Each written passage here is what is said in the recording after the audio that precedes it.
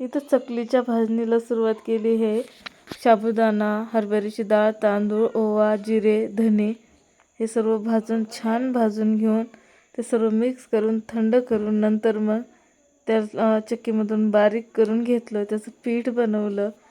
सर्व छान प्रकारे भाजून घ्यायचं एकदम वास येईपर्यंत. तेव्हा चकली एकदम छान लागते.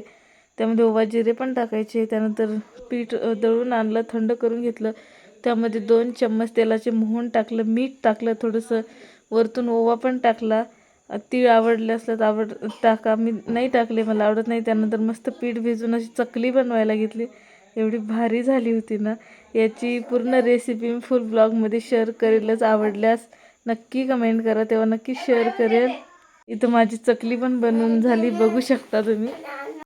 बघू शकता तुम्ही कशा प्रकारे चकली बनवली आणि एकदम कुरकुरीत आणि खुशखुशीत झाली होती. याची फुल रेसिपी नक्की शेअर करेल. आवडल्यास नक्की सांगा. त्यानंतर बघा पूर्ण चकली बनवून झाली. तर आमच्या बाबूला पण खूप आवडली आणि खूप चालू. भेटूया पुन्हा नवीन व्हिडिओमध्ये. तोपर्यंत बाय.